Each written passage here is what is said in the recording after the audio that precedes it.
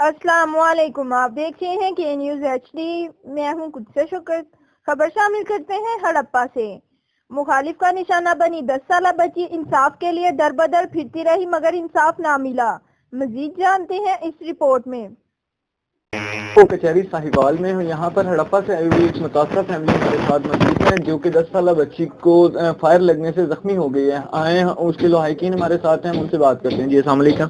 وعلیکم السلام۔ جی بتائیے گا کہ کیا معاملہ ہوا ہے، کس طریقے سے بچی کو فائر لگا ہے؟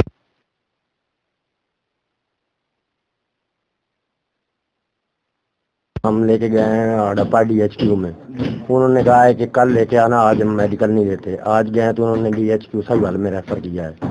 تو DHQ ساہیوال والے کیا کہہ رہے ہیں کہ انہوں نے ابھی تک بچی کا کوئی پراپر علاج نہیں کیا، کچھ اس کے بینڈیج وغیرہ پٹیاں وغیرہ نہیں کی؟ کچھ بھی نہیں کیا۔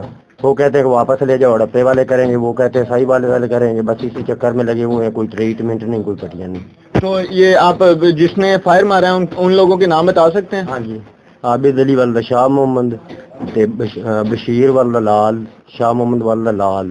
تو ان کی آپ کی کوئی آپسی مخالفت چل رہی تھی جس کی بنا پر یہ ہوا؟ وہاں پہ نا اپنا مرغے کو لڑائی کرا رہے تھے ہمارے نا مسجد کے سامنے، تو ہم نے منع کیا ہے کہ یہاں پہ نا یہ لڑائی نہ کرواؤ، قانون کے خلاف ہے، پیسے اوپر لگا کے لڑائی کرا رہے تھے، کس وجہ سے ہوا ہے؟ جی جیسے کہ ناظرین آپ جانتے تھے کہ مرغوں کی لڑائی کے اوپر ایک معصوم بچی کو گولی مار کر زخمی کر دیا گیا اور اس کی اب تک داد رسی نہیں ہو رہی۔ جی